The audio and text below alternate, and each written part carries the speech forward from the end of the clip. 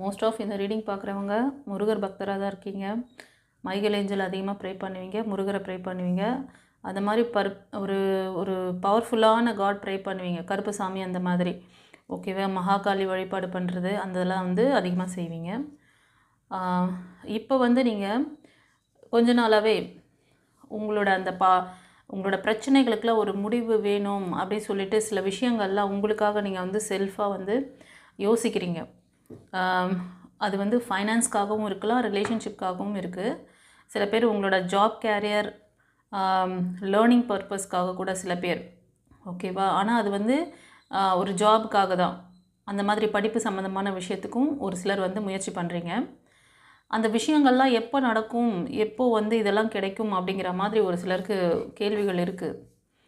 ஆனால் நீங்கள் வந்து இந்த ரீடிங் பார்க்குறவங்க நீங்கள் ரிலேஷன்ஷிப்பில் நிறைய வந்து ஸ்ட்ரகிள் ஃபேஸ் பண்ணிகிட்ருக்கீங்க கைஸ். ஒரு டாக்ஸிக் ரிலேஷன்ஷிப்பு. அதில் வந்து அந்த ரிலேஷன்ஷிப் வந்து உங்களுக்கு நிறைய ஒரு சிலருக்கு வந்து ஃபெயிலியர் பண்ணியிருப்பாங்க, உங்களை ஏமாற்றிருப்பாங்க. அது வந்து உங்களோட ஹஸ்பண்டோ இல்லைனா மனைவியோ, நீங்கள் பார்க்குறது மெயில்னால் உங்களோட ஃபீமேல் எனர்ஜி உங்களை சீட் பண்ணியிருக்காங்க. நீங்கள் பார்க்குறது ஃபீமேல் அப்படின்னா உங்களோட மெயில் எனர்ஜி உங்களை ஏமாற்றிருக்காங்க. ஓகேவா? இதுக்கு காரணம் வந்து பிளாக் மேஜிக் தான். உங்களுக்கு வந்து அவங்க நிறைவான வாழ்க்கையை தருவாங்கன்னு ரொம்ப நம்பி இருப்பீங்க. ஓகேவா?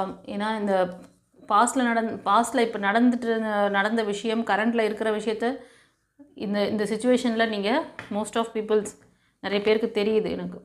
ஓகேவா? இது கலெக்டிவ் ரீடிங், எனர்ஜி ரீடிங்.